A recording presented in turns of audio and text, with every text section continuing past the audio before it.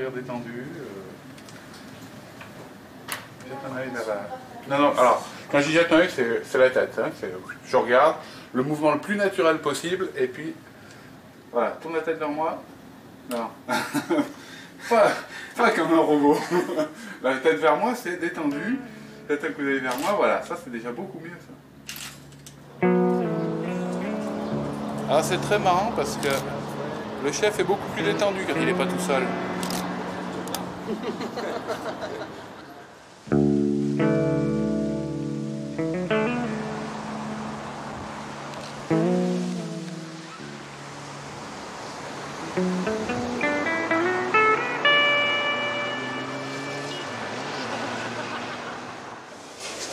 On attaque ?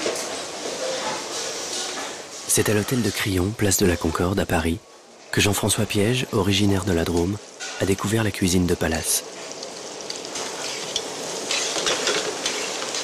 C'était il y a 15 ans. Jean-François était commis aux côtés de Christian Constant. T'as vu, ça fait presque... Aujourd'hui, à 35 ans, c'est en tant que chef qu'il retrouve les fourneaux du Crillon. Non, pas bien compoté, ça fait comme presque une petite liaison. Hein. Vas-y, donne-moi le couvercle, s'il te plaît.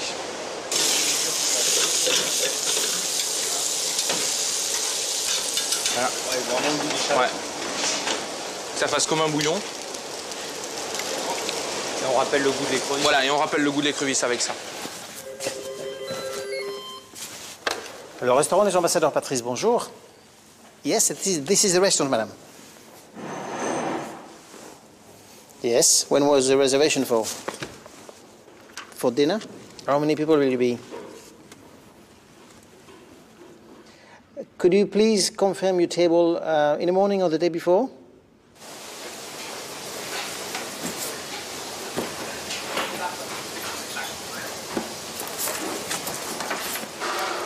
Choisissant avec soin ses fournisseurs, le chef ne propose que des produits d'exception. Voilà, ferme. Il considère que le luxe, c'est cette part de perfection qu'on trouve dans les assiettes d'un restaurant gastronomique. Ils sont beaux ? Il faut que tu me prennes bien les plus gros pour la carte et les plus petits pour faire le menu déjeuner. Là ? Jean-François a une vision très personnelle d'un restaurant de Palace et il tient à le faire savoir. Mais je voulais pas de... Ce que j'ai dit à Mathieu, j'aime pas qu'on mette des choses qui se mangent dans les bouquets de fleurs. Je trouve que c'est chaque chose à sa place et... Après, je dis pas... Moi, j'aime pas, c'est tout. De toute façon, je vais les refaire faire parce que là, ils me plaisent pas. Et quitte à ce moment-là, vous filez un coup de couteau si jamais ça accroche un peu.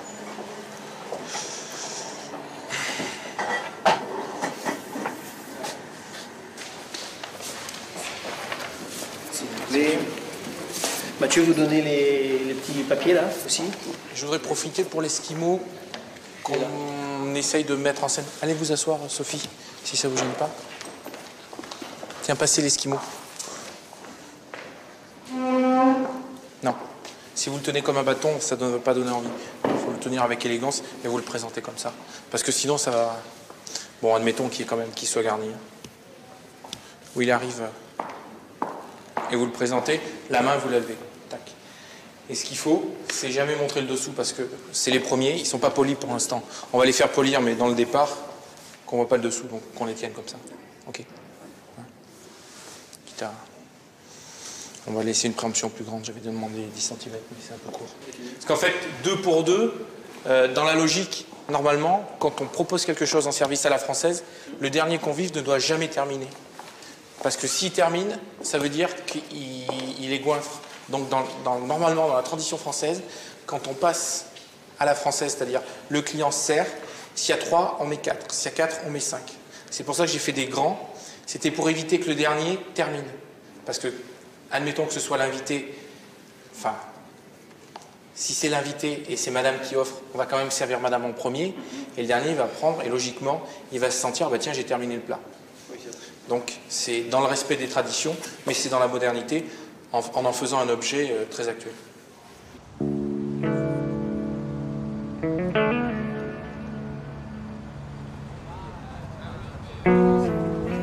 Le Crillon est un des 5 grands palaces parisiens situés dans le luxueux Triangle d'Or. à proximité des Champs-Élysées.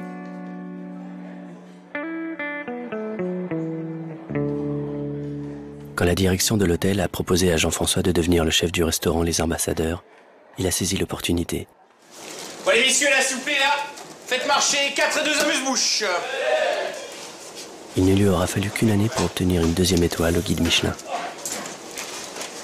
Et un pigeon à point de volaille, je réclame.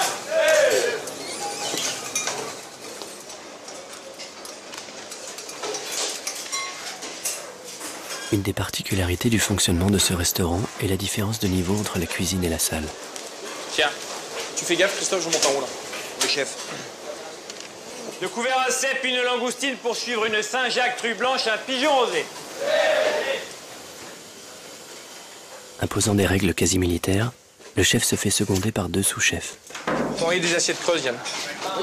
Ce soir, Christophe est en cuisine, au sous-sol, tandis que Yann valide les assiettes au pass, juste devant la salle.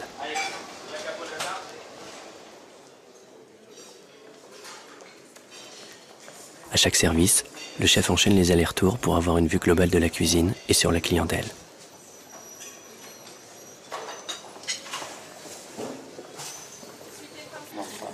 Commencez à partir, s'il vous plaît. Chef, turbo en 1 à la 6. Turbo en 2, Nicolas à la 6. Allez-y. C'est le début de la 16. 16, tout à fait. Foie gras en 2 à la 16. Écrevisse froide. Partez avec le blanc, on essuie. Voilà. Donc table 16. Hein. Vas-y, ouais, tiens bien bien chaud, gauche. Christophe, fais marcher 2 Foie gras en amuse. 2, ouais. 2 amuse-bouches. Messieurs, j'aimerais qu'on fasse moins de bruit, s'il vous plaît. Dressez-moi le blanc tout de suite, là. Prenez le chaud. Hein. La langoustine, prenez là. Oui. Toujours une émulsion de parmesan dessus là. Tout à fait. Voilà.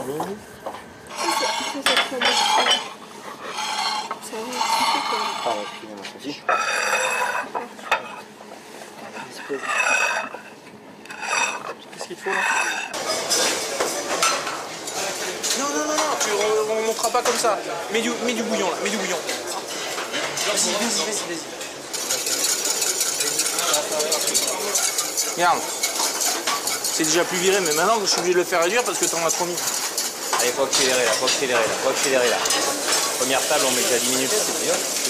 Allez, un tour d'huile de truffe, hein. Vas-y. Hop. Tu remets 3 cuillères à soupe, tu remets un peu, tu rémulsionnes et tu remontes avec. Tu sais pourquoi tu sais jamais où t'es et t'es pas bien pour travailler. Tu sais pourquoi? Parce que regarde, ça, tu le mets là. Tu fais ça, tu fais ça, tu fais ça. Tu le mets là et tu fais un 2e tour. Et tu fais ça. Et quand tu vas attraper quelque chose, regarde. Mais par contre, quand tu l'as posé, le torchon il retombe. Parce que là, tu l'as toujours dans les mains et tes mains, après, tu sais plus quoi t'en servir. Si tu veux bien travailler, les mains, tu les écartes.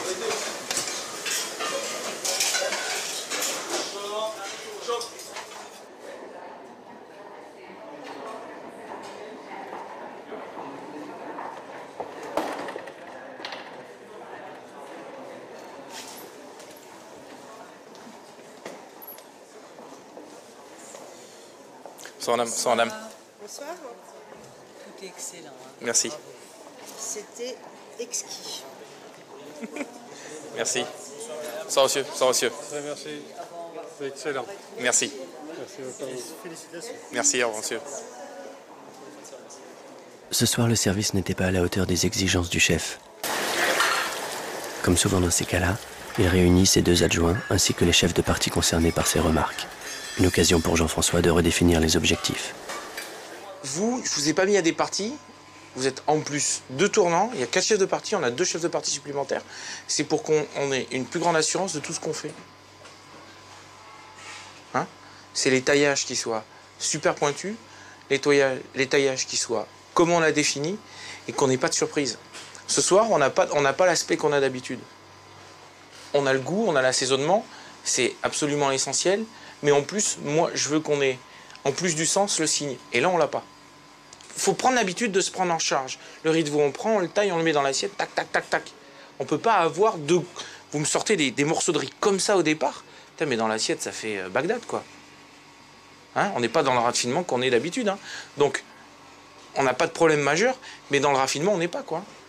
Putain, on est quand même 2 chefs de parti supplémentaires pour assurer la pérennité de l'histoire. Donc, Johan, si tu prends pas l'habitude de le faire maintenant, tu le feras jamais. C'est pas pour moi que tu bosses, hein. C'est pour toi. Donc, c'est peut-être pas facile au départ de se trouver, mais il faut se trouver pour... Hein? Un Olivain précis, le taillage, les petits trucs, parce que l'agneau, sinon, ça devient... Le jus, il était parfaitement bon, je l'ai goûté, il n'y a pas de souci. L'épaule effilochée, c'était croustillant, c'était super intéressant, mais ça en devient pas très joli sur l'assiette. Hein, tous ces petits détails, il faut prendre l'habitude. Il ne faut pas attendre que je revienne derrière, il faut le faire tout de suite. Hein? Prenez cette habitude-là, quoi. C'est une chance pour vous d'être sorti d'une partie. Vous les avez toutes faites entre le poisson, la sauce, le garde-manger et l'entremets. Donc, se retirer, c'est... Pourquoi j'ai fait ça? C'est une couche supplémentaire. Il y a la vôtre, il y a celle de Yann et Christophe, et il y a encore la mienne. C'est 3 ceintures de sécurité. Et plus on en met, mieux on est. Et plus c'est facile pour tout le monde. Hein. Et ce qui est intéressant pour vous, c'est le fait de ne pas être dans l'exploitation et d'influer un process, une régularité supplémentaire. C'est vous êtes les 2 GI de terrain, quoi. Pas parce que t'es rasé, Johan, que... Ouais, mais nous, on est 3. GI, c'est pas la mode en ce moment. Hein? C'est pas la mode, GI. Non, mais vous comprenez ce que je veux dire? Donc, demain...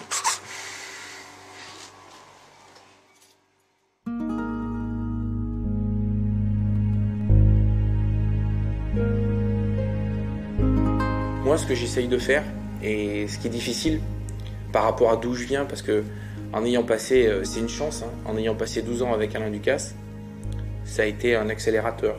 C'est-à-dire que j'ai fait des choses que je ne savais pas. Un jour, je suis rentré au Louis XV commis, je ne savais pas que j'en partirais pour faire partie de la brigade qui a succédé à Joël Robuchon. Je ne savais pas que je prendrais le poste de chef, je ne savais pas que je serais chef du Plaza, que je serais chef du Crillon. Je ne savais pas tout ça. Et ce n'était pas calculé, ce n'était pas une volonté. Un jour, je me souviens, je vais voir Ducasse et je lui dis ça fait 2 ans que tu es là, je ne sais pas si je voudrais pas plutôt une petite maison pour m'exprimer, pour faire des choses, pour faire quelque chose. Puis il me parle, il me dit non, je pense pas. Puis il me raconte son histoire et puis... je sais pas, ça m'a séduit ou il a mis juste dans ce qu'il m'a dit. Il m'a dit d'attendre et puis je suis arrivé en 93, ça devait être en 95, en 96. Je remonte le voir, il me redit à peu près la même chose. Mais en me disant, j'ai quelque chose pour toi là. Et ce quelque chose pour toi, c'était faire partie de la brigade qui allait succéder à Joël Robuchon. Donc ça, c'est un truc, c'est une émulation, mais c'était pas un but. Donc, le but ultime, bah, quand tu pars là-dedans, mon but ultime quand je suis sorti de l'école hôtelière à 18 ans et aujourd'hui à 35, j'en ai eu 10 et ils ont tous changé. Donc le but ultime du moment, c'est d'avoir l'assurance d'exprimer au mieux ce que je fais dans ma cuisine. Que ce soit au crayon, jusqu'à temps que la période des crayons sera... Je ne suis pas calculé, je sais quand je suis rentré, je ne sais pas quand j'en partirai. Ça peut être demain comme ça peut être dans 10 ans. Mais si je reste 10 ans, c'est parce que pendant ces 10 ans-là, j'ai pu exprimer ce que j'avais envie de voir dedans.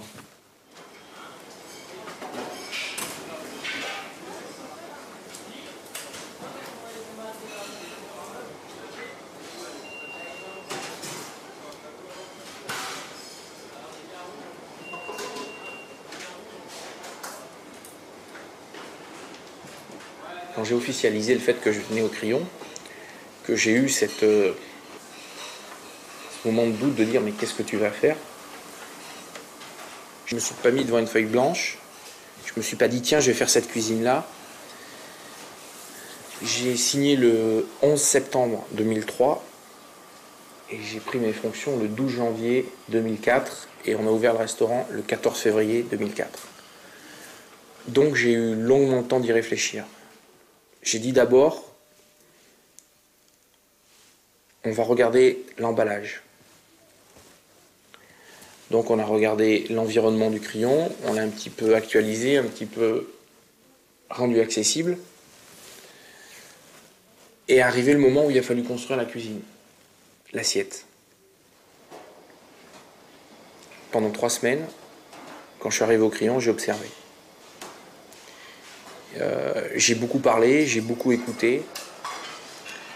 Et dans mon entourage, quelqu'un me dit, et ça a été le déclic, il m'a dit, tu sais, tu es la première génération de cuisiniers qui arrive dans un restaurant, qui a été la dernière génération à avoir reçu une formation traditionnelle, mais les premiers à avoir connu les carambars, les malabars, de connaître les multimédias. Donc, tu as une formation traditionnelle, mais tu vis dans ton époque. Et là, mon époque. Donc, il faut qu'on fasse une cuisine d'aujourd'hui. Ça veut dire, on n'essaye surtout pas de se positionner ni moderne, ni traditionnel. On est aujourd'hui. Et cette personne me dit, mais j'ai dit maintenant, il faut l'écrire parce que il faut l'écrire. Donc, on essaye tradition permissive. Il dit tradition permissive. Moi, le mot permissif me faisait peur parce qu'on ramène toujours ça. Bon. Mais c'est aussi le fait que, comme je définis le restaurant comme un espace de liberté, ça s'induit naturellement. Et la tradition, c'est d'où on vient. Et d'où on vient, ça nous permet d'aller où on veut. Et puis c'est parti comme ça. Et puis ça, quand on a réfléchi à tout ça, eh ben la cuisine, elle se fait toute seule parce que quand on fait le jus d'endive et dedans qu'on essaye de retranscrire le goût qu'on a tous identifié sous une autre forme, c'est le côté traditionnel. Et le côté permissif, c'est ce qui nous permet de le faire différemment. Et de là, c'est l'axe fondateur de toute la cuisine que je fais.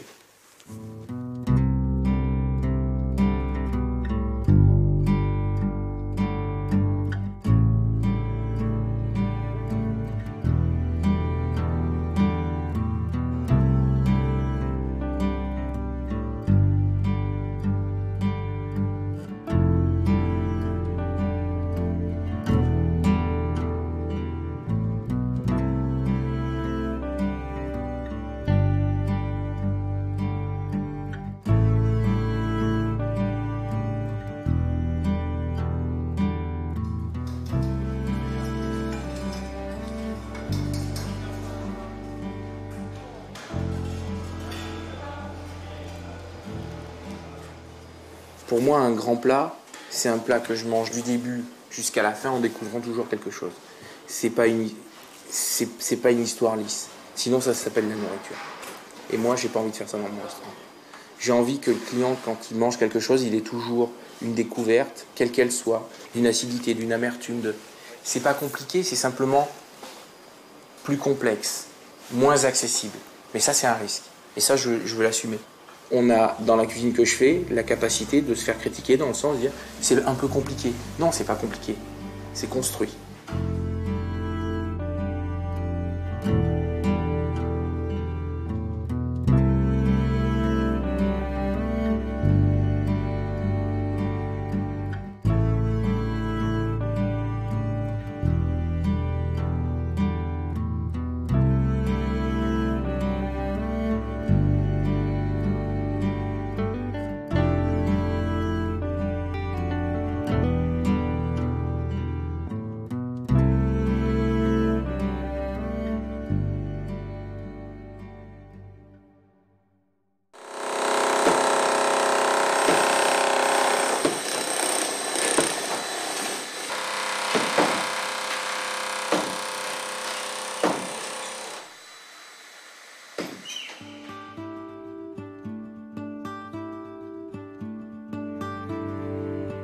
En prenant la tête des cuisines du Crillon, Jean-François Piège s'est engagé à obtenir les meilleures notes des guides pour le restaurant gastronomique, mais aussi à gérer le bon fonctionnement de la cuisine du room service et de celle des banquets.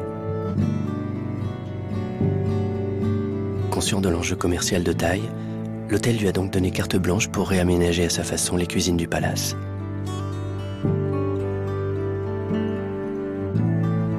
Les travaux s'échelonneront sur une période de 10 mois. Ils sont programmés en fonction des impératifs du service.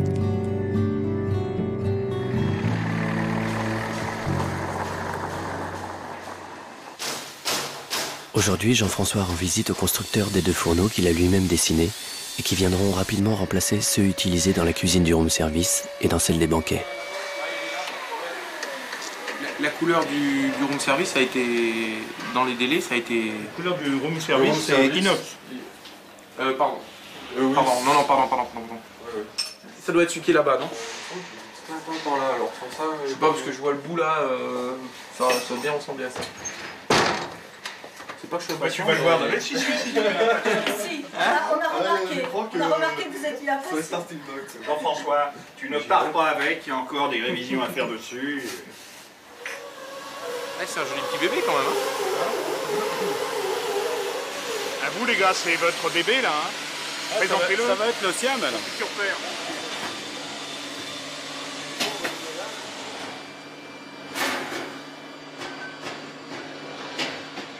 Non, mais c'est pas... Attends, pour serrer les vis, il y a un supplément. Ouais. On va le redémonter et le couper en morceaux ce soir. Ah bon? Il rentre pas de pièces. Là, vous l'avez monté? On le monte, on prend en photo, on démonte le plateau et on coupe le châssis en deux. Et on le ressoudit sur place. Alors, hôtel Crillon, banquet. J'ai mis plancha, pour moi, ce qui correspond à coupe-feu. Et ce que je vais cuire directement dessus, je vais le faire sur le chrome ici. D'accord. Parce que je voulais pas de plaque coupe-feu, parce qu'on a un problème de chaleur. On travaille au sous-sol, donc il y a déjà un rayonnement qui est fort, parce que le plafond, même s'il est haut, c'est pas la même chose. L'air n'est pas le même, on n'a pas l'air naturel. Donc pour le confort des gens qui travaillent avec nous, moi j'ai enlevé tous les plaques coupe-feu au gaz et on a mis que des planchas qui servent directement en... Et puis si un jour on a besoin, parce qu'on a... on frotte et on passe dessus. Avec un passage au fourneau de l'Élysée pendant son service militaire et ses 12 années passées dans l'univers d'Alain Ducasse, au Louis XV à Monaco, au 59 et au Plaza Athénée à Paris, Jean-François a l'expérience d'une cuisine de restaurant gastronomique. 105. Ses interlocuteurs le savent.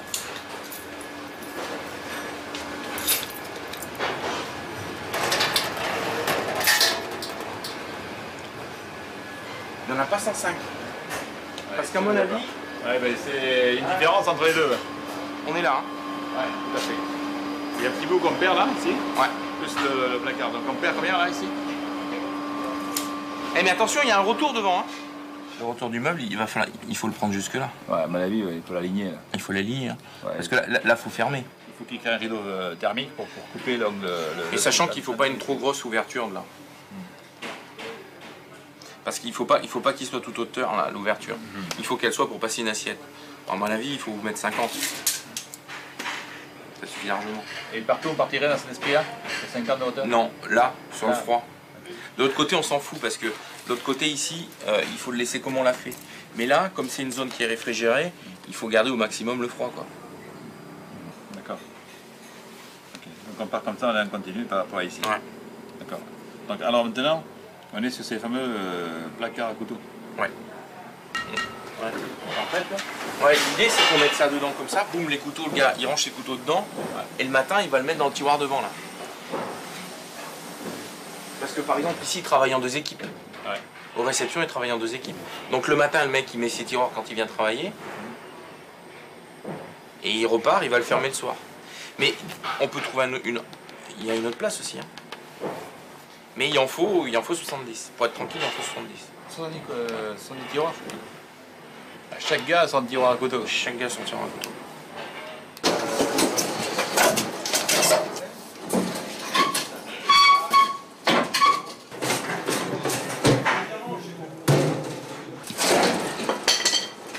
D'accord. C'est un coup.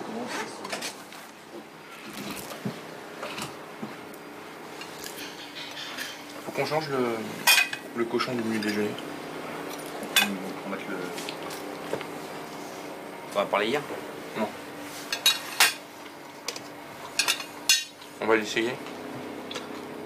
Mais il faut essayer l'agneau aussi. Avec la piperade.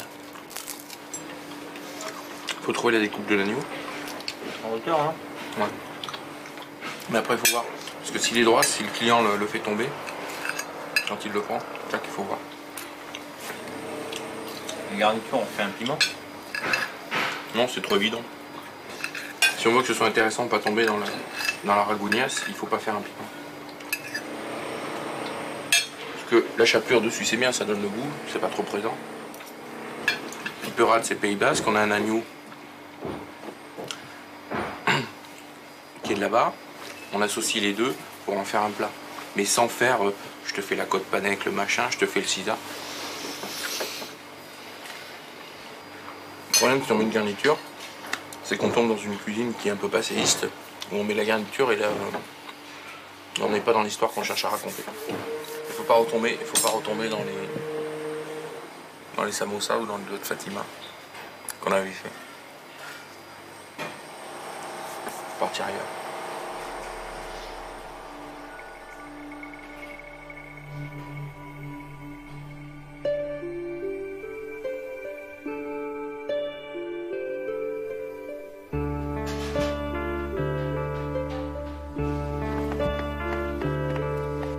Jean-François Piège est un amoureux des produits.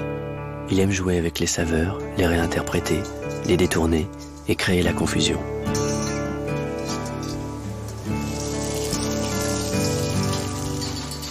Ses plats reflètent son esprit de recherche, sa volonté d'étonner le client par des compositions surprenantes et complexes analysées pour celui qui ne possède pas un solide bagage professionnel.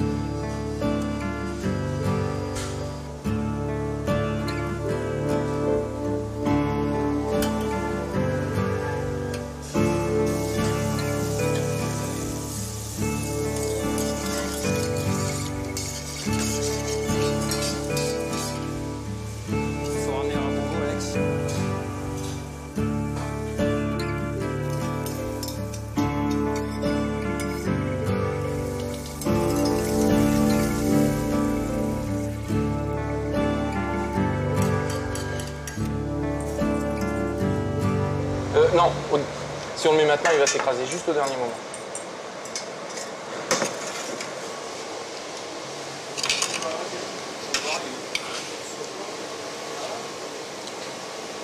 C'est pas fait avec les tomates anciennes, ça? Ah mais oui, on avait dit... Non, mais de toute façon, on avait dit qu'on prenait. On les prenait pas parce que c'était sinon pas assez acide. Un sautoir, un petit sautoir, Christian, non? J'ai enlevé de la matière grasse, pas trop de matière grasse. C'est bon, tu peux le mettre.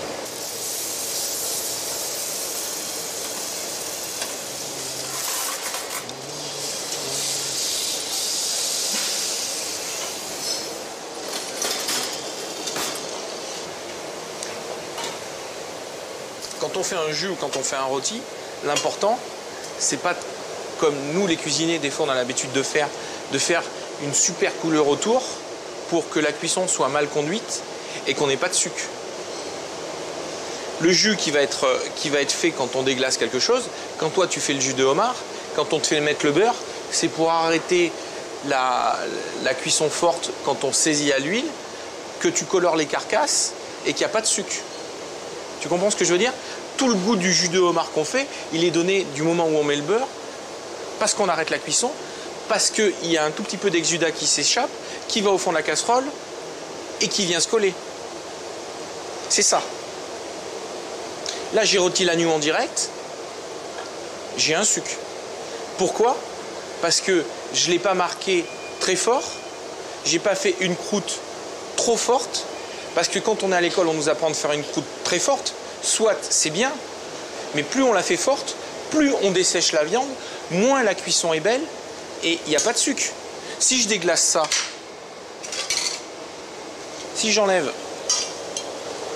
la matière grasse,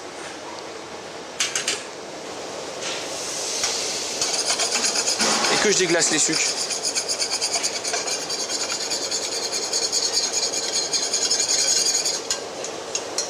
j'ai rien fait, j'ai déjà une cuillère de jus. Nous, comme on achète de la viande et qu'on fait des jus, on apporte le goût. Parce que là, ça n'a pas beaucoup de goût, parce qu'il n'y a pas la viande qui a cuit dedans. Vous comprenez l'important du jus? Pour ça qu'on ne fait jamais cuire dans une poêle Tefal. Une poêle Tefal, rien n'accroche au fond de la poêle. Tout est en suspension et tout brûle dans l'huile. C'est plus facile de cuire dans une poêle Tefal. Mais on conduit mal une cuisson et on ne fait pas de jus. Donc tout ce qu'on fait, il faut toujours avoir ce principe-là en tête. C'est toujours créer du goût. On est toujours dans une logique. Comme on est dans une cuisine qui est très démonstrative et technique, nous, on part d'abord du goût pour la rendre démonstrative et technique. On garde tous les fondamentaux qui font les éléments essentiels de la cuisine, mais qu'on amène dans l'ambiance d'aujourd'hui. Et on ne crée pas du goût en faisant des réductions de jus d'os autres. On crée du goût en faisant des sucres, en les déglaçant, en les concentrant, en séchant. Toutes les techniques que l'on fait comme ça quand on met une tomate à l'envers et où il y a la peau à l'extérieur et ça forme une petite cloche et on concentre la tomate, ça on crée du goût. On ne le modifie pas, on le concentre. Nous on n'a pas une cuisine qui crée des goûts. On est simplement dans les goûts de la nature que l'on travaille.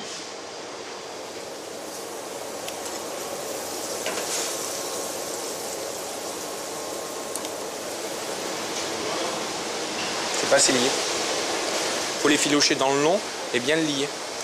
Par contre, tu vois Christophe, il faudra peut-être mettre la poudre d'ail, la saupoudrer, parce que si on la met là, elle reste au fond de la plaque et on la prend pas. Bon, la chapelure, ça va pas non plus. Hein. La chapelure, il faut qu'elle soit plus épaisse, parce que là, déjà, bon, elle tient pas. Mais plus fine, pardon.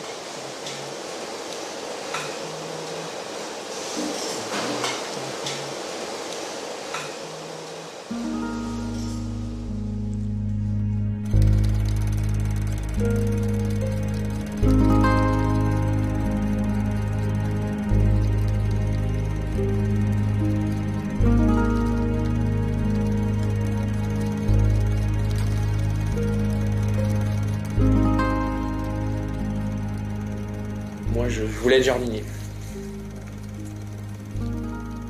Jardinier, je sais pas pourquoi. J'ai jamais voulu être pompier, ni voulu... Moi, j'ai toujours voulu être jardinier.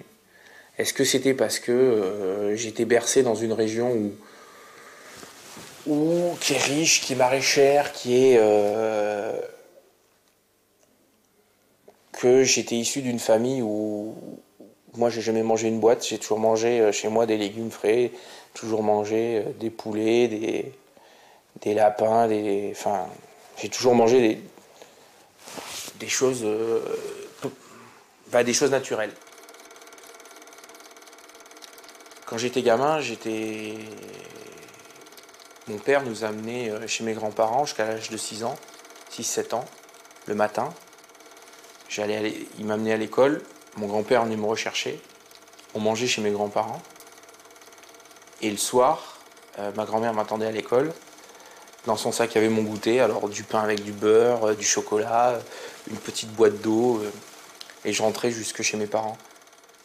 Quand j'étais gamin, j'allais au marché à Valence avec ma grand-mère. Et quand on arrivait au marché, cette ambiance et autres, moi c'était un magasin de jouets, quoi. De voir ça, c'était un magasin de jouets. Et quand je rentrais de l'école, c'était la maternelle même. Mon grand-père, lui, il n'est pas à la chasse, mais il allait à la pêche, aux champignons, et cultivait son jardin. Et quand on rentrait, qu'on voyait sur la table du salon un papier, et tous les champignons qu'il avait ramassés, qu'il posait délicatement, bah ça c'est des constructions qui font que ça m'a donné des valeurs. Ces valeurs-là, c'est peut-être mon éducation, et enfin, ça a donné les valeurs de mon éducation, et ce qui m'a donné envie d'être jardinier, et d'avoir un énorme respect de ces produits-là. Et puis un jour, je sais pas, parce que vers 13-14 ans, peut-être que c'est là où on se met un peu plus à réfléchir, je me dis, c'est pas jardinier que je veux faire, c'est cuisinier. Cuisinier, c'est parce que en fait, ce qui m'intéressait, c'était pas de remuer la terre, c'était le produit qui était dedans. Et je me dis, mais quel autre métier que cuisinier que de magnifier les produits? Cuisinier.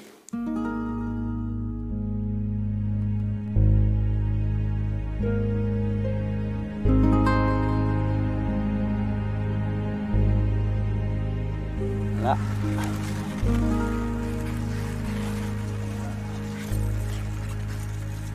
Voilà. Bébé chou-fleur violet. Orange. Orange. Et elles vont paumer celles-là ou pas? Ah oui, oui. On est avancé, vous allez voir. Là, il y a plusieurs âges qui sont poussés l'un à côté de l'autre. Quand ça craque, c'est une salade. C'est l'arc-en-ciel. Elle apparaît sous 3 couleurs. Et là, moi, j'ai ramené une autre variété, parce que 3, ça ne me suffisait pas. On n'arrive pas encore à toutes les couleurs. On va chercher d'année en année si on peut arriver.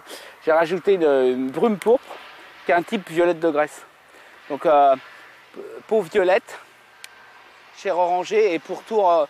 Donc ça, c'est des composés anthocyanés qui donnent cette couleur-là. Un peu ce qu'on retrouve dans le chou-fleur violet, ce qu'on retrouve dans la salade rouge. C'est beaucoup plus terreux. Hein. Très sucré. J'aime moins ça. J'aime moins. Ça, c'est top. Le premier producteur de graines de carottes qui les a faites, c'est Villemorin. Et elle s'appelle Maestro. Maestro. Putain. Ah bah ouais. D'où l'intérêt de limiter le temps entre l'arrachage et la livraison sur vos pénaux. Hey, c'est ce que je vous racontais l'autre fois. Hein. Nous, on fait un turbo, jus de carotte, un petit peu de jus d'orange, un peu de gingembre, avec ça, mais c'est énorme. En plus, là, on a toujours... Là, une carotte comme ça, il faut à peu près 160 jours. En fait, on cuit en turbo dans du beurre demi-sel. Quand il est bien marqué, on enlève une partie du gras, et on met du jus de carotte très peu, surtout pas que ça boue, et on laque le turbo dedans, comme ça. Donc, il y a du gras, ça tranche, ça fait des points d'imperfection. Parce qu'en fait, le problème du jus de carotte, c'est qu'en réduisant, il fait un caramel. Donc, ça ne devient pas bon parce que la sucrosité prend la... Et ce que je veux, c'est donner des petits points d'imperfection, c'est-à-dire que un peu rappeler le jus qui attache au fond d'une casserole.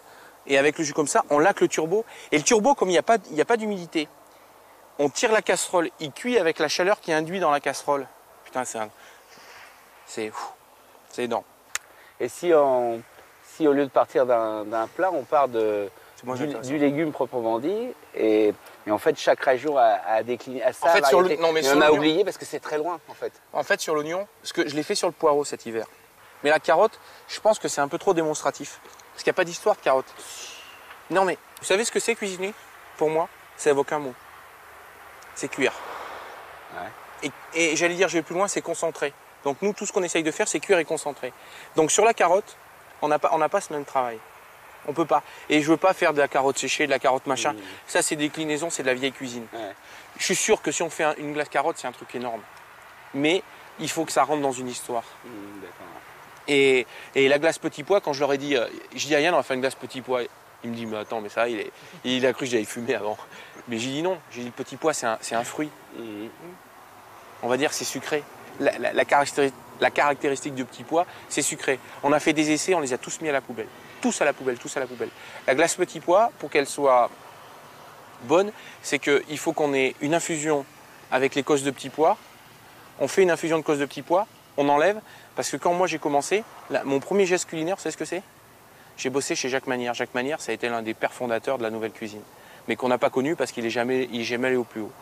Et il faisait des subriques. Je sais pas ce que c'est, toi. Subriques, c'est des flancs. En fait, c'était les garnitures d'avant. Et on cuisait les cosses de petits pois pour faire les subriques et on les passait au tamis. Mais passer une cosse de petits pois au tamis, c'est un truc de fou, quoi. Et donc, on faisait les subriques avec ça, et ça avait un goût de petit pois énorme. Et je me suis rappelé que le goût du petit pois, il est aussi dans la cosse de petits pois. Donc on fait une infusion avec les cosses de petits pois, on rajoute un tout petit peu de poudre de lait, on met les petits pois, on centrifuge et on turbine. Et ça donne un goût, waouh. On n'est pas allé plus loin, on n'a pas cherché. Il n'y a pas de sucre, il n'y a pas de machin, il n'y a rien dedans. Il n'y a pas d'appareil, c'est pas un mix.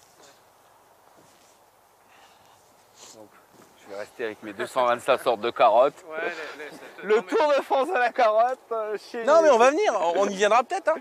Non, mais il faut que j'aille. Ah. Ouais. Tu t'oublies. Non. Je me vois, tiens, je vais aller livrer le crayon, je me fais jeter par le chef. Ouais, bah c'est bien. Mais là, je crois qu'il va falloir. Ah, c'est 6h20. On n'est pas loin de la gare, ouais. Je vais descendre à la gare. Parce que sinon, ils vont manger sans nous, les clients, ce soir. Bon, c'est peut-être pas important, hein. Putain, on va passer pour des crados dans le. Moi, je descends avant, je vais directement chez moi en tacos. Hein. Je rentre pas au crayon comme ça. Hein. Bah pour nous, c'est un vrai magasin de jouets. Hein? Hein?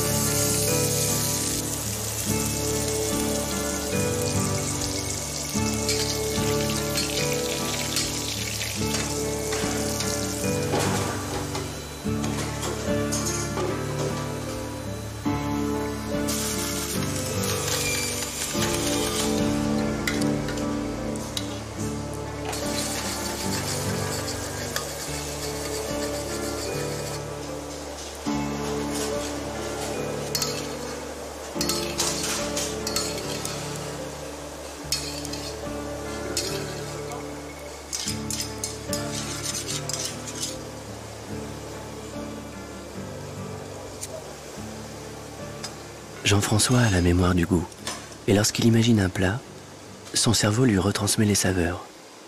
Il l'a déjà goûté.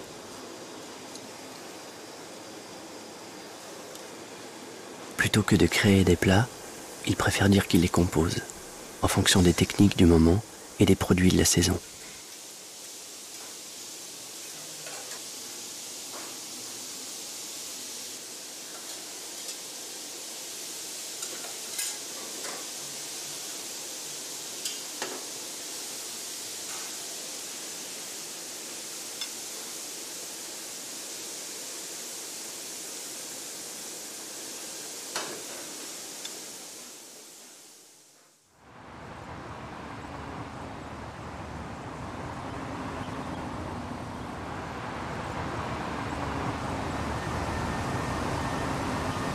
Le restaurant a fermé ses portes durant toute la durée des vacances d'été. Les travaux, eux, ont continué. Jean-François a demandé à Christophe, l'un de ses sous-chefs, de venir l'aider à préparer la réouverture. Les mecs, on va les mettre en RTT. Ouais. En RTT, pardon. En récup. C'est-à-dire que ceux qui ont des récup, ils vont les prendre. Ils ont été prévenus par courrier. Je vais leur passer un coup de fil là dans la journée. J'en ai gardé quelques-uns pour dégager les mecs du personnel. On monte. Ah, tu vois, là-haut, c'est...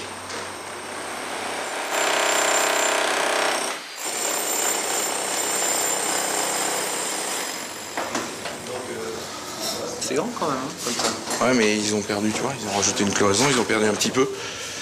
Là, ils nous prennent le placard qui est prévu, ils nous le prennent. Ça y était pas. Ils l'ont construit, ils ont passé Où ils vont passer, je sais pas ce qu'ils vont passer. La clim, et là, ils passent les trucs. Et là, on avait un placard normalement. Ouais, il saute, ouais. C'est tout. On peut aisément comprendre qu'on peut pas réouvrir demain, quoi.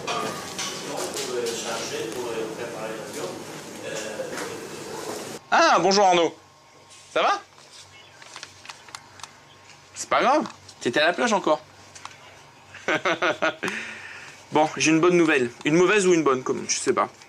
Les vacances durent un petit peu plus longtemps. C'est-à-dire que pour toi, elles vont durer jusqu'au lundi 12. Ouais. C'est-à-dire que t'es en vacances jusqu'au 12 compris, à moins qu'on ait un souci, qu'on ait besoin de toi, mais je t'appellerai 2 jours avant quand même, quoi. Les travaux ont pris du retard et les ambassadeurs sont fermés jusqu'au 13 au soir inclus. Donc on reprend le 12. 12 mis en place toute la journée. Mardi 13 mis en place toute la journée, on réouvre le soir. Ça te pose pas de problème? Bon bah t'as intérêt de revenir bronzer alors, hein, si t'as 12 jours de plus.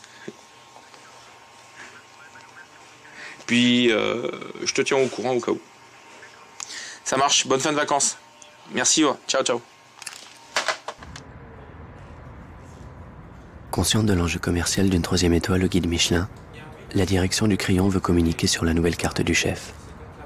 Dans un des salons du palace, une séance photo est organisée pour le magazine interne de l'hôtel. Là encore, Jean-François a son mot à dire. Donc l'idée, c'est de voir si on positionne ce plat autrement. Et voilà, d'avoir une espèce de surdimension. Ça fait un peu vide en haut, non? Oui, non, sachant qu'il y a le petit bro, mais je pense que... Ouais, mais il est plus petit en dimension, donc il va prendre une petite place là. Non, mais est-ce qu'on prend le plat et qu'on le met ici? Mais même pas le bout, parce que le bout... Mais là, on a de la place pour installer le plat. On va essayer. Le tout, merci. Alors, tourne légèrement. Alors, Caroline? Attendez, il y a un truc qui me plaît pas là. Une puce de cerfeuil qui se casse la figure.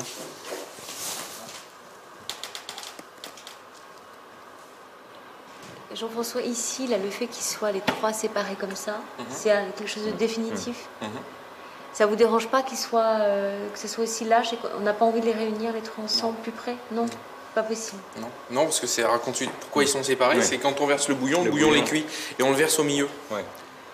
Même chose pour les... Pour les langoustines? Les langoustines. Elles ne peuvent être que comme ça. Vraiment en étant comme ça, graphique, plus graphique, non. Mais là, on a un petit décalage, mais c'est pas grave. Moi, François lui mettra une petite rotation. Je te montre en avant-première mondiale, place de la Concorde, les 2 pages du livre qui te concernent dans le légume de Joël. Après, on verra sur la déclinaison sur le calendrier. Donc, je te rappelle, on rentre, puisque l'association, c'est un chef avec un légume, ou un légume à un chef. La première double page, on a... Tu vas pas dire que les chefs, c'est des légumes non plus, non? Le petit pois, j'adore. Le petit pois merveille de Kelmédon par Joël.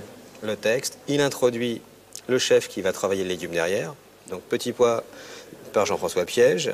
Donc, bien sûr, ça s'appelle variation de goût, texture de petit pois, merveille de Kelmédon à la française. Si tu regardes par rapport à... Non, puis ce qui est joli, c'est qu'on voit la transparence sur la salade. Oui. Il y a le lard qui marche bien. Ça, on voit bien le... Oui. Dans la matière, tu as le croustillant. Ouais. On est sur l'émulsion. Ce que j'ai rajouté, je te montrerai sur l'ordi, mais te concernant, par exemple, on rentre par le légume. Il y avait un parti pris. Moi, je vais quand même rentrer par le légume. Et on a, à la fin... j'ai déjà vu qu'il y a de la presse. Oui, c'est sorti dans Saveur ce mois-ci. Oui, j'ai déjà vu. Ouais. Ça, par exemple, notre camarade pâtissier... Hermé sur la crapoline. On rentre par la betterave crapoline. C'est joli, hein? Ouais. Hein, t'as envie de manger? Ouais, t'as envie de manger. La miganière. Ah, j'avais pas vu ça. Ouf. Ah, c'est joli, hein? Ouais. Ah ouais, c'est joli. Tu te sens à l'aise, t'adores le légume. Regarde ce que tu fais sur le petit pois. Tu vois, mais à la limite, je me dis, pour être un peu critique, c'est peut-être un peu compliqué ce que j'ai fait. Par rapport à ça, c'est la pureté visuelle. Tout à fait. Et oui et non, tu as raison. Ce que je reproche peut-être à la recette de Gagnère, moins celle de Passard, c'est-à-dire et pas la tienne, vous êtes resté, toi, comme Passard, sur le produit. Et tu as pris le produit et tu l'as trituré, tu l'as pas cossé, tu l'as fait en chaud, en froid, en cuit, en cru. Enfin, on a vraiment, autour du produit, une vraie réflexion. Tu sais, le débat qui anime la cuisine aujourd'hui, c'est de dire que l'architecture, ce côté un peu construit de la cuisine, va à l'envers de ce que pouvait être l'essence de la cuisine, c'est-à-dire le goût. Ben, bien au contraire, l'histoire de la sauce. Je pense que tu as une meilleure... Aujourd'hui, tu as une meilleure. Absolument, absolument. Et dans tout ce qu'on voit aujourd'hui, dans toutes les photos des confrères, tout le monde est dans cette construction-là. Je veux dire, c'est la tendance, quoi. C'est la tendance, et tu le vois bien. Ce que peut faire Gagnère, ce que peut faire Hermé. Ouais, regarde Hermé avec la betterave. Oui, on est... Parce que la betterave, c'est quand même l'origine du sucre, hein, et on n'a jamais fait un dessert avec. Hein. Alors, je t'ai pas dit, hein, mais quand j'ai vu la photo, je dis oh, quel tas de merde. Parce que j'ai regardé. Et après, avec le temps, je dis et franchement, il a du talent, ce mec. Hein. Il en a même beaucoup, quoi. Oui, parce que je voulais aussi montrer, si tu veux, le lecteur. Je pense que même 90% de tes clients ne savent pas à quoi ressemble. T'as déjà vu en fleur? Une? Oui, en fleur. Bien sûr. Parce que ça n'est jamais... bien sûr. Parce qu'en fleurs, moi, quand j'étais gamin, on allait à la pêche avec mes parents sur le bord de la rivière. Tu as des topinambours qui poussent à cette hauteur-là. Mais par contre, la racine est toute petite. Hein. C'est pas les cultivés qui sont comme ça. Hein. Ah non, oui, on est... Et ça te fait des marguerites qui sont jaunes comme ça. Et ça fait 1,20 m de hauteur. Ça, c'est joli aussi. Oui. T'as envie... Je voudrais bien lui acheter quand j'aurai le livre, quelques tirages pour me les faire encadrer. Parce que les produits comme ça, c'est... Attends, mais tu veux ta page? Je l'ai tiré juste pour ça. Non, je le ferai peut-être... à ce moment-là, je vais faire un beau truc, peut-être.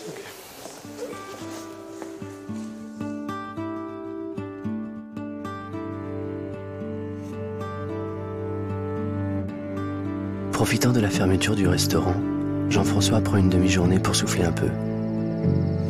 Mais ce passionné qui ne pense, ne réfléchit et n'agit que pour son art, ne s'arrête jamais vraiment. Là, il rend visite à son ami cuisinier Alain Lorca, chef 2 étoiles du moulin de Mougins à Cannes. Lui aussi, ancien élève d'Alain Ducasse. Là, il y a une eau livrée, tous les parkings, plus aucune voiture ici. Toutes les voitures vont être en haut, donc on va tout creuser, si tu veux, pour que en fait, les clients vont arriver, les voitures vont être amenées, et on est en train de voir pour faire éventuellement un parking souterrain. Donc ici, une eau livrée, et toute ma salle de banquet, ici. Donc en fait, tout va être fermé ici. Un mur blanc, 2 grandes portes en bois. Et ici, ça va être toute ma salle de séminaire intérieure, extérieure. Et toute la route, en fait, on va monter par en haut, on va faire tout le tour. Pas derrière. Et tu débaptises Mougins, tu mets Lorca à la place? Non, mais bon, si tu sais, tu tournes, tu vires, comment tu... Ça fait 1 an et demi, là? Ouais. On a attaqué en même temps, presque. Bah ouais. Moi, j'attaque au mois de janvier, t'attaques au mois de décembre, je crois, toi, non? C'est ça? C'est ça. c'est ça aussi. Pardon. Soyez bienvenus. Bonjour. Jacques, bienvenue. Là, Jean-François. Salut. Bonjour, là, monsieur. Bienvenue. Comment ça va à Paris? Bien. C'est fermé, donc ça va bien. Vous êtes fermé en ce moment? Ouais. À cause des travaux. Tu fais quoi? On refait la cuisine, qui ont pris du retard. Comme on est dans un hôtel, en salle, chez nous, ils sont plus d'une trentaine. Parce qu'ils font les petits déjeuners. Donc, ils sont une amplitude de 6 h du matin jusqu'à 1 h du matin. Les petits déjeuners, des fois, ils en font beaucoup. Et en fait, on sépare carrément. On fait une brigade petit déjeuner et une brigade de salle, qui est que pour le restaurant. Parce que ça nous réduit le nombre de personnes. Tu séquences tout? Mais bien sûr. Et puis, qualitativement, c'est meilleur. Et rationnellement. Et aujourd'hui, si tu séquences, il faut tout séquencer ton travail. Moi, je veux une équipe qui produit et un de préparation, de finition, les légumes, nettoyage. Moi, ce que je voudrais, c'est un gars qui fasse que les sauces. Préparation de sauce. Moi, j'ai pas pu le faire, mais moi, je pensais... Tu fais une équipe de cuisson. Tu mets un chef de partie cuisson, et le gars, il va gérer les cuissons du poisson, les cuissons de la viande. Un qui fait les jus, et on y va. Parce qu'aujourd'hui, les garnitures, elles sont différentes, elles s'intègrent dans le plat, soit dans la garniture, soit ailleurs. Et ça permet de rationaliser la qualité, l'envoi, la productivité. Bon, moi, j'ai pas pu le faire comme ça, donc on l'a fait un peu différemment dans l'implantation. J'ai fait une zone de dressage où il n'y a que des gens qui vont dresser. Parce que, bon, bah, nous, on est au sous-sol et j'ai cru qu'au départ, quand je suis arrivé au Crayon, c'était un désavantage. Mais en fait, c'est aussi un avantage. C'est qu'on est hermétique à plein de choses. Des fois, quand on est en face du client, on s'excite, on se prend... Enfin, quand je dis en face du client, à la même hauteur que la salle. Et là, nous, on fait notre truc, on est zen. Et moi, je fais le lien entre les deux. Ça marche super bien. La seule chose que ça nous fait perdre un sous-chef en haut. Parce que les assiettes, on les finit presque tout en bas. Et lui, en haut, il envoie tout. Comme s'il faisait le passe en bas. Ouais, c'est un endroit magique quand même. Hein. Ouais, l'été et tout. Je veux dire, t'as les terrasses. Ici, sur la côte, t'as pas de terrasse. On vient pas manger. Mais ce qui te fait gagner, c'est la diversité, quoi. Du cours de cuisine qui marche très fort. Tu fais des cours de cuisine? Ouais, ça marche complet. Ouais. Nous, on a des, pour les cours de cuisine, on a des appels téléphoniques, mais toutes les semaines. Mais toutes les semaines, des gens qui demandent « Allô, bonjour, vous faites des cours de cuisine ?» Parce qu'ils ont vu un article sur l'hôtel, sur le restaurant, et ils veulent savoir si on fait des cours de cuisine. Ça rapporte, si tu veux. La cave, l'école, les boutiques, l'hôtel, le restaurant, les séminaires extérieurs. Il faut créer des produits annexes, parce que sinon, quelque part, c'est en train de muter. Hein. Moi, personnellement, je prends énormément de plaisir d'aller manger chez Bocuse, comme je prends énormément de plaisir d'aller manger chez Chèque Décoré à Vichy, comme j'en ai d'autres, d'aller manger chez Pierre Gagnère ou d'aller manger chez Bernard Pacaud, parce que c'est des environnements différents et qu'on est captif de différence et non pas d'uniformité. Aujourd'hui, le seul monde qui devrait être uniforme en France, c'est le monde de la restauration. Et c'est pour ça que on a oublié de franchir la ligne blanche qui était là et là, et on s'est inscrit dans une voie tranquille. Et comme je disais tout à l'heure, au lieu d'avoir une ligne d'arrivée, eh ben on s'est baladé. Et aujourd'hui, eh bien c'est plus difficile pour nous, parce que soit on est classifié de traditionnaliste, soit on est classifié de moderne. Non, moi je suis ni traditionnaliste ni moderne, je suis dans mon époque, c'est tout. Et quand je fais la cuisine, je pense pas dire tiens, on va faire ça parce que on va être classifié comme traditionnaliste ou parce qu'on va être classifié pour moderne. Non, je suis dans mon époque, je vis avec mon âge, dans l'endroit où je suis et avec la clientèle que j'ai. Ça, c'est un truc essentiel. Et en France, on ne peut pas le faire. Sinon, il faut toujours qu'on mette un nom sur tout. Ben moi, le seul nom, la seule chose que j'aimerais qu'on dise de ma cuisine, c'est qu'elle est bonne. C'est tout. Le reste, je veux pas que ce soit ni la première ni la dernière, c'est la bonne cuisine. Il n'y a que ça d'important. Le reste, c'est du pipotage et du bavardage.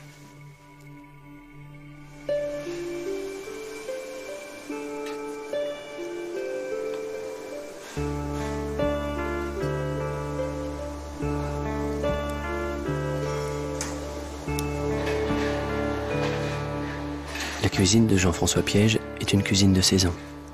Elle n'est jamais à contretemps, et c'est toujours selon les rythmes de la nature que le chef conçoit son paysage gastronomique. La carte est éditée chaque jour. Elle reflète cette fraîcheur et cet enthousiasme. Les plats sont des créations qui évoluent au gré des envies d'un chef à l'imagination fertile et aux approches subtiles.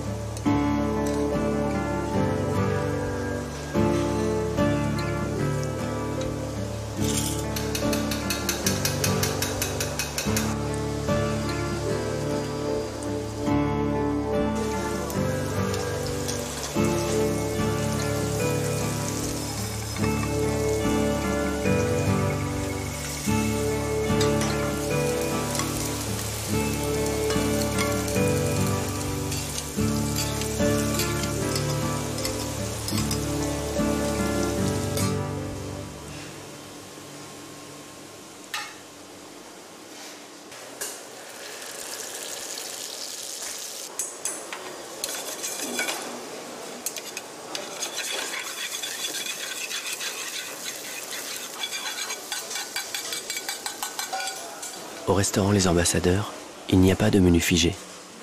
Chaque client compose son menu sur mesure avec le maître d'hôtel en fonction de ses goûts. Comme la carte est très courte, Jean-François change souvent les plats. Une cuisine en mouvement, parfois mal interprétée, mais qui correspond à une vraie volonté du chef. Un mois après son arrivée au Crillon, il avait déjà changé 20% de la carte.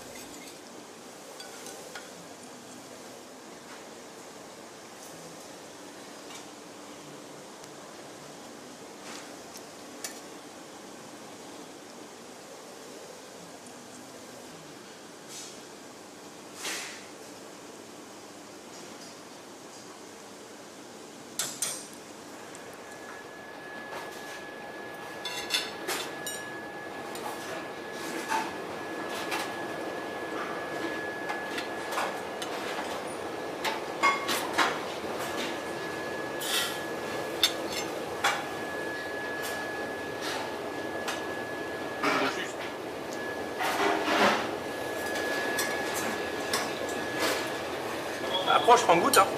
Approche, approche. Ça va te concerner, hein. Ça va être à la carte. Hein?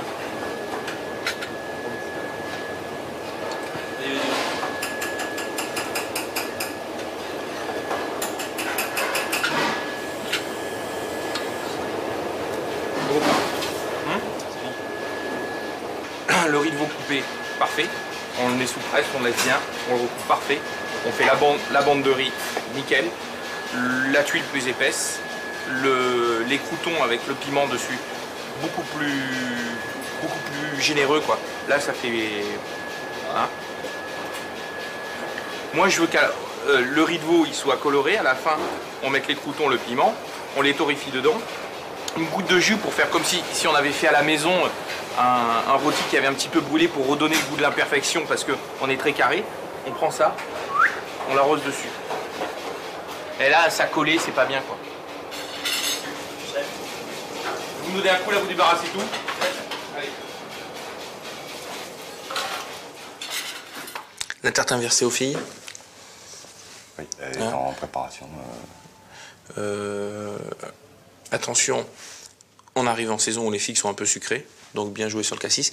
Simplement, je crois que le cassis, on va le garder 3 semaines, pas plus. Hein. Et je veux pas qu'on passe sur du cassis congelé. Hein. On va sur du cassis frais. Donc, du moment où il n'y a plus de cassis, on change. Oui, bien sûr. Hein. Après, on a la variation. Dacquoise, allumette, berlingot, pêche groseille. J'ai préparé un carpaccio de pêche avec des pêches blanches et des pêches jaunes. J'avais essayé uniquement pêche blanche et c'était... en goût, ça pouvait être mieux, je pense. Donc j'ai fait le mariage des deux. Attention, parce que la pêche, ça sera pas aussi puissant que l'abricot. Hein. Non, c'est un peu plus léger. Ouais. Mais le vacherin avec.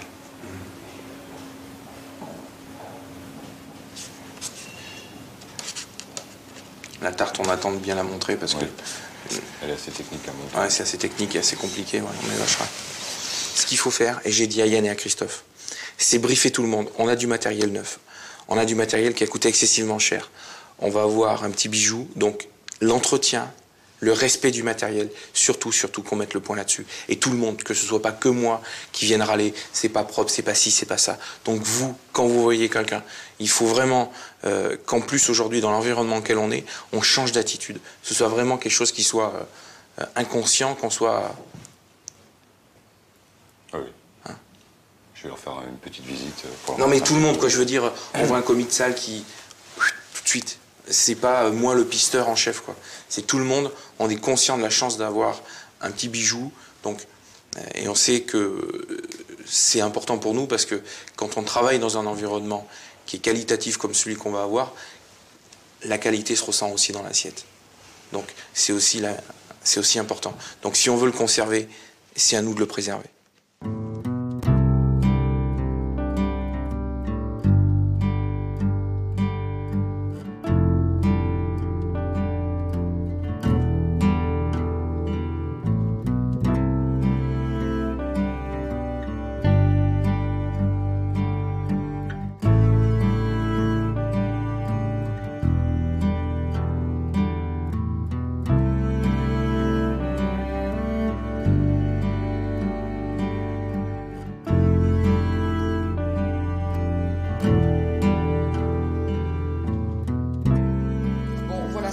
Jean-François, la nouvelle formule du magazine est sortie. Je voudrais vous montrer, avant qu'on passe à l'impression, vos photos qu'on a fait sur le principe formule facile et difficile. Votre partie, voilà. Bon, j'espère que la photo est sympa. On n'a pas vu les autres portraits de ce qu'on avait fait, non, les autres photos? Les photos de Carole? Ouais. Bon, ce qui est génial, c'est que Carole est quand même la photographe de Catherine Deneuve. Ouais, mais là, c'était pas Catherine Deneuve. Oui, mais c'est quand même flatteur, c'est super flatteur. Ouais. Non, ce qui est sympa, j'aime bien, c'est qu'ils ont fait sur les mains, la reprise sur les mains. Sur le côté, la phrase, c'était comment devient-on un virtuose de la cuisine en cultivant son jardin peut-être. Et donc les mains, c'est le jardin, les mains, c'est la cuisine. Bon, c'est l'artisanat. C'est l'artisanat. Donc c'était. Bon, c'est la première fois que je vois ça, je trouve que c'est plutôt sympa. Ça, c'est l'actualité. Et voilà. Donc là, la vraie mise en scène, votre cuisine. Et là, la recette est simplifiée, hein, c'est uniquement les ingrédients. Ouais, puis j'ai vu, elle est consultée sur le... on peut la consulter sur le site internet. Exactement. C'est pas la même formule que sur le site. Non, c'est pas... Ça, c'est la troisième version. Voici la maquette de la V2. Ouais. Donc, la page classique d'accueil avec la petite musique jazzy. On rentre donc sur le français. On va dans la rubrique haute gastronomie. Moi, je pensais, est-ce que, comme on a des photos numériques maintenant, et on va en avoir pas mal, est-ce qu'on pourrait pas mettre quelques photos dedans en face des plats? Dans la carte? Ouais. En fait, c'est-à-dire, si on clique dessus, voir arriver la photo du plat. Pas mal. Ouais. Alors, simplement, il faut changer de conception, c'est-à-dire que là, on est dans une carte qui est en HTML, puisque HTML permet d'écrire directement, donc de réactualiser via le back-office. Si on met des photos, ça veut dire qu'on passe en flash. Moi, je pensais pour la version 3, comme chaque version, l'intéressant sur un site, c'est que les gens y découvrent. Si chaque fois le site il reste figé, au bout d'un moment, il vieillit mal. Et de mettre, par exemple, sur les intitulés des plats, quand on passe la souris, il y a la petite main qui s'imprime, on clique dessus et on a la photo du plat. Parce que je pense qu'aujourd'hui, ça sera un vrai argument de vente. Ouais. De toute façon, à mon avis, l'idée, c'est que ce site, de toute façon, c'est qu'il soit en mouvement en permanence. Pour ça, il y a V1, V2, V3, V4. Et que plus ça va, plus il y a d'animation dessus. D'enrichir les animations. Être identifiable, c'est avoir un repère de quelques plats. Moi, ça me gêne un peu parce que j'estime que les plats ne sont pas figés. Mais comme les langoustines, elles ont changé très souvent, eh bien, les gens, comme ils l'ont déjà goûté, s'ils la voient sous une autre forme, ça va leur donner envie. Ouais. C'est créer l'envie, c'est pas dévoiler la totalité de ce qu'on fait, mais c'est arriver à créer l'envie sur le mouvement de la cuisine qu'on essaye de faire. Comme on n'est pas figé, et on voit que la langoustine en 2 ans c'est la 5e version, eh bien on peut se dire tiens ben voilà, ça c'est, au fait c'est la 5e version de la langoustine, et là c'est créer l'envie chez le consommateur pour qu'il vienne capter le restaurant.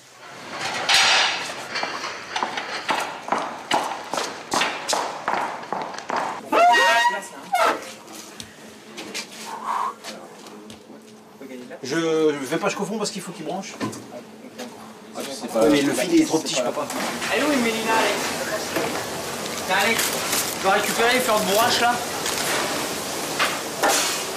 Pour le bas, hein, tu les mets bien à part. Elles sont belles en plus, celles-là. Là. Hein, tu les mets bien à part. Tu fais attention de pas trop mouiller les cèpes. Hein. Hop, un petit coup là.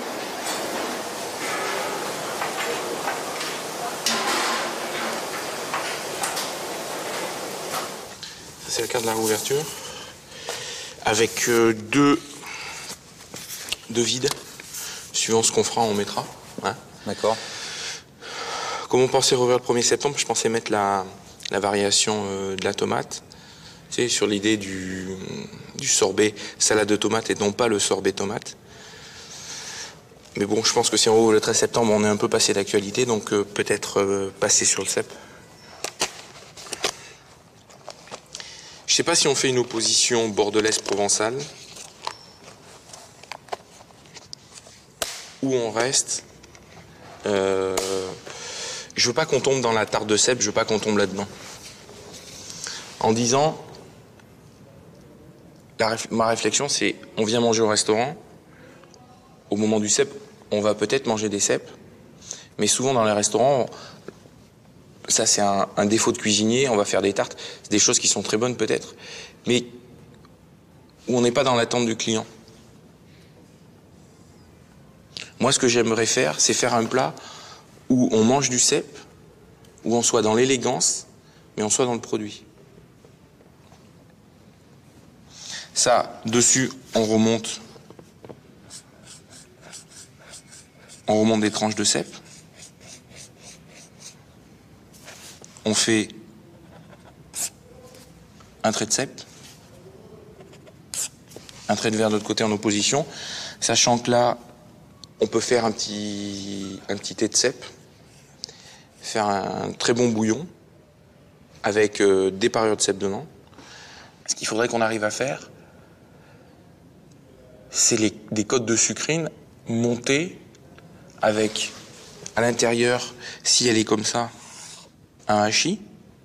Tu vois, on aurait une petite fraîcheur à côté. Comme chaque saison, on a une assiette souvent qui est composée en 3, qui est un peu le produit de la saison, où on vient manger le produit de la saison, comme on aurait fait avec la tomate. C'est pas une déclinaison, c'est pas ceux qui vont nous critiquer nous critiqueront, mais c'est pas une déclinaison. C'est simplement le produit phare de la saison qui est traité de façon à être intéressant. Et c'est un peu comme moi je l'ai marqué sur la carte, c'est un peu l'expression des hors d'œuvre à la française. Aujourd'hui, on nous rabat le claquet avec les tapas, mais dans la culture française, on a fait les hors d'œuvre, la table d'hors d'œuvre qui est arrivée, sauf que là, c'est sur un thème, c'est pas une déclinaison, mais...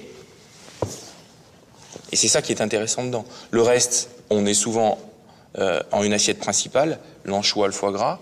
On a, en plus, dans la construction de la carte, un poisson, un foie gras, un légume. Bon, l'œuf, la langoustine. On est... derrière, on a un poisson à écaille, un poisson plat, un crustacé. L'agneau, un abat, un pigeon et une viande blanche avec la volaille, enfin volaille ou patate. Donc dans l'équilibre, on est parfait.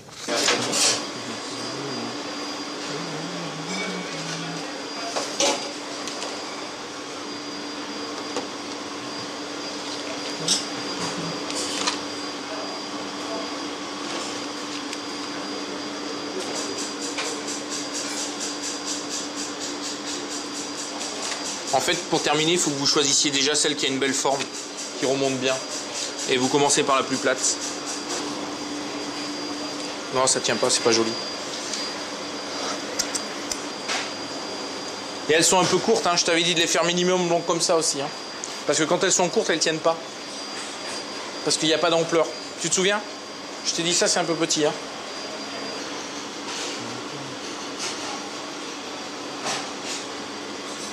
Une de plus.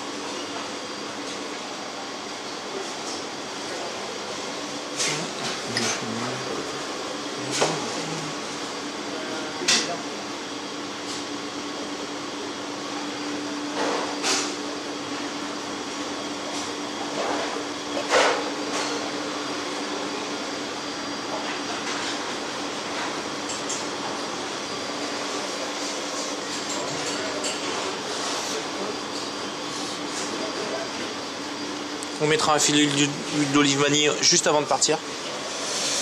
On remet pas de poivre, rien, parce qu'on a poivré les côtes de salade, le condiment il est truc.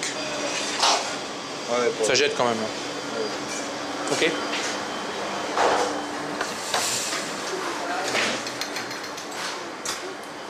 Et si on doit résumer en un mot le travail qu'on fait dans le restaurant, c'est la liberté. Le restaurant, c'est un cercle. c'est un espace de liberté. Alors comme on ne peut pas donner une vraie liberté, il faut simplement la réfléchir et l'organiser. Moi, c'est ce que j'ai essayé de faire dans la carte, en faisant une carte courte. Alors tout le monde dit dans une carte courte, dans un palace. Ouais, mais alors? Ça veut dire quoi? Parce que dans un palace, on doit tout proposer? Ben non. Mais moi, je mets peut-être que 12 plats, mais je laisse la liberté au client de choisir ce qu'il veut en demi-portion ou à la carte dans les plats qui sont proposés. Alors il y a des gens qui ont des grandes cartes et qui disent « Monsieur, le menu c'est pour l'ensemble de la table ». Mais c'est bien parce qu'il y a une grande carte. Comme ça, ils vendent 90 menus, 10 cartes. Moi, je vends que de la carte. Donc c'est open. Mais c'est vrai que comme je suis en dehors du code, on peut se faire critiquer. Mais c'est pas grave, parce qu'en fait, moi, je le prends pas. Si j'arrive... Le but, c'est d'avoir la meilleure note dans tous les guides. Parce que comme ça, on aura la plus grande visibilité pour qu'on ait le plus de clients possible. Mais je ne fais pas la cuisine pour les guides, je la fais pour les clients. Et j'espère que tous les guides, ils essaieront de nous donner la meilleure note possible. Ils l'ont fait quand j'étais au Plaza, je vois pas pourquoi ils le feraient pas là, quoi.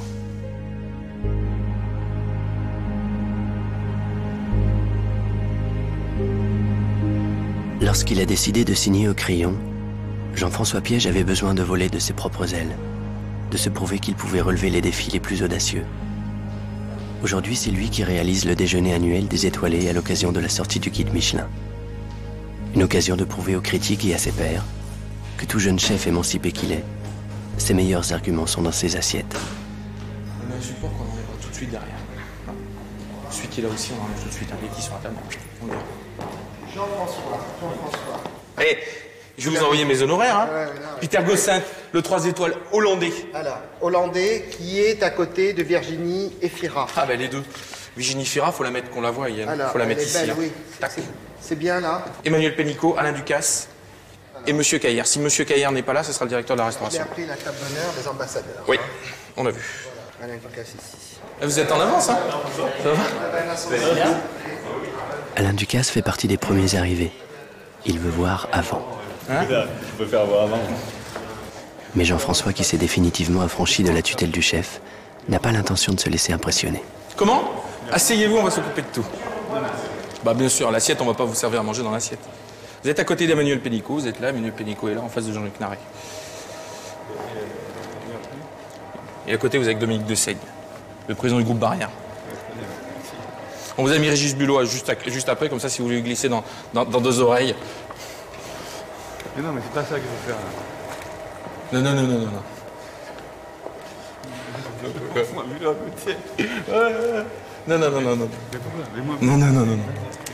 Non.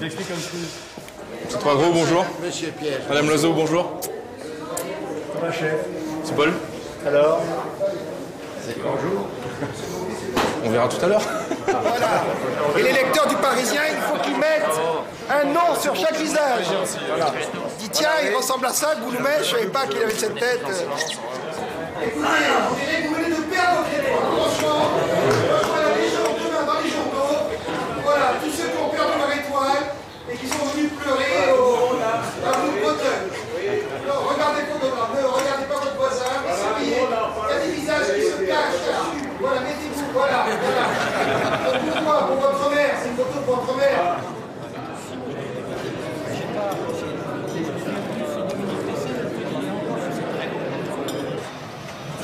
Allez, on étale les autres assiettes, messieurs, là. Chef. Allez, partez. Donne-moi l'autre plateau de Kromeski, là. Allez, il faut aller, ça va pas assez vite, les bordels, là-haut, les gars, là. Et commencez à prendre le plateau, ils sont pleins, vous posez le truc d'ici, là. Vous posez le gâteau. Prenez le gâteau, ils sont pleins. Le premier, là. Arrête de trembler, toi, putain. Lui derrière, jusqu'à M. Macaron. Vas-y. Allez, commencez à prendre là où il y a, là.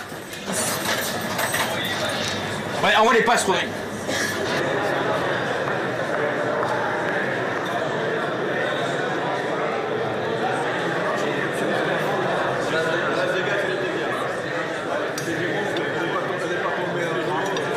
Il y a eu suffisamment de sauce à la table d'honneur? Allez, des sauces là, s'il vous plaît.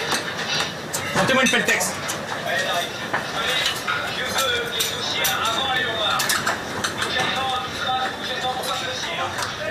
Allez, il faut accélérer maintenant, les gars. Les pinces sont parties sur la table d'avant là. Yann ou Christophe là. Faut étaler plus d'acier pour qu'il y ait un meilleur roulement là. Vous prenez trop de temps là. Vous me donnez ça. Chef, donnez-moi la sauce là. Mais tu aimes bien.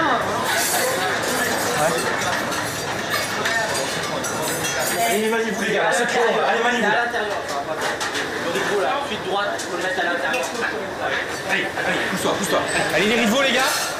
Johan, faut pas qu'on attende les rivaux là. Ne faites pas 10 tables d'avance, c'est table par table.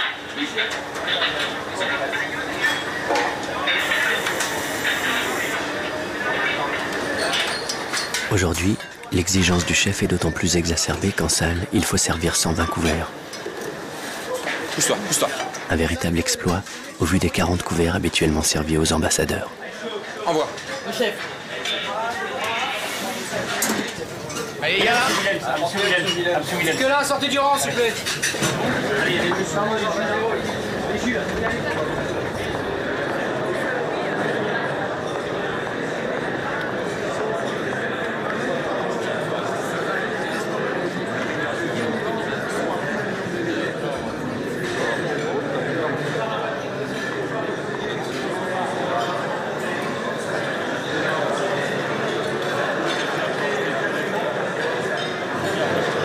Il y a une chose qui m'ennuie un peu dans ce repas. On a eu un plateau télé, mais on n'a pas eu de télé. Mais finalement, on a très bien cassé la croûte. Mais je tiens surtout à remercier aujourd'hui l'hôtelier, M. Bruno, parce que sans lui, on aurait passé un moment merveilleux. Et je crois que ça, c'est très important de se retrouver de temps en temps ensemble. Merci. Moi, je vais continuer les remerciements et vous remercier d'être venus aujourd'hui aussi nombreux, même si on vous a contraint à venir qu'à une personne parce qu'on n'avait pas assez de place.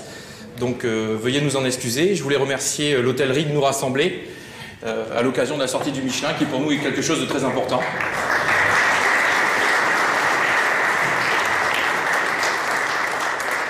Et remercier Madame Holtmann qui nous a permis d'être là aujourd'hui et nous permet d'impulser au quotidien notre vision de la gastronomie aux ambassadeurs.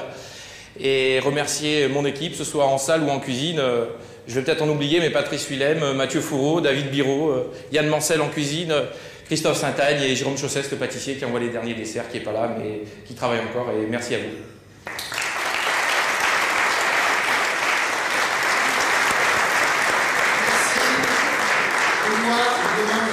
Jean-François Piège et à Franck Holtmann une promesse, que pour les 3 étoiles des ambassadeurs, nous soyons de nouveau rassemblés ici. Promis Jean-François, avec promis alors. On applaudit encore, parce que c'était un très beau travail, et recevoir les plus grands chefs de France, et moi, ça restera un souvenir pour nous tous.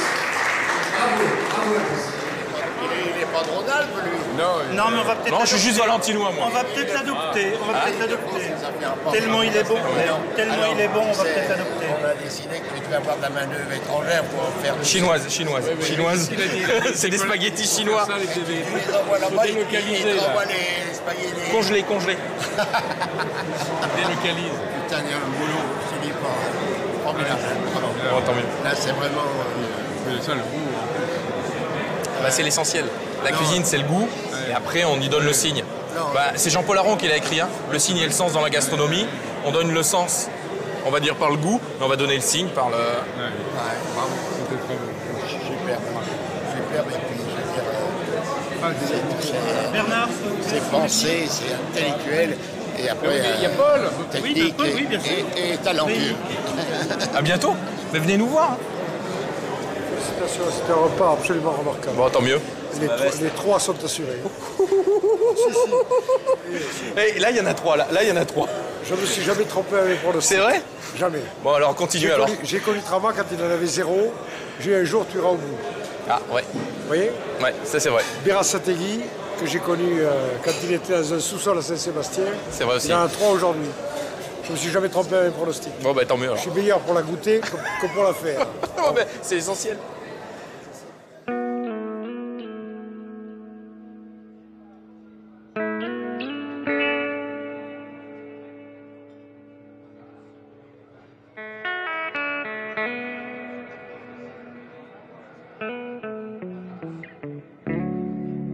Comme c'est un patrimoine national, on a sacraliser les restaurants.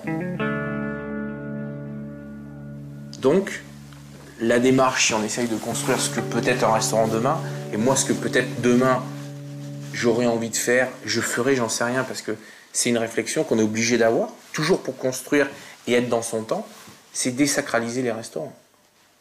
Désacraliser, ça veut dire quoi? Bah, ça veut dire peut-être pas proposer des murs richement garnis de décoration, mais peut-être avoir un mur avec des carreaux de métro, peut-être avoir un environnement simple, mais surtout pas oublier la seule chose qui est essentielle dans un restaurant, c'est avoir le personnel de salle qui crée le moment et l'assiette qui vient le terminer. Les meilleurs moments qu'on passe dans la vie quand on veut les partager, c'est des moments où on est décontracté. Ces grands moments-là, c'est pas des moments où on est forcément guindé. C'est des moments où le feeling passe entre le lieu, les hommes et la prestation qu'il fournit. Mais en fait, pour que ça se passe, il ne faut pas que ce soit une ligne droite. Il faut qu'il y ait des cassures. Et la cassure, c'est un environnement dépouillé, une prestation de haut vol et une décontraction. Et ça, c'est les 3 points fondateurs qui sont, à mon avis, les essences du restaurant de demain.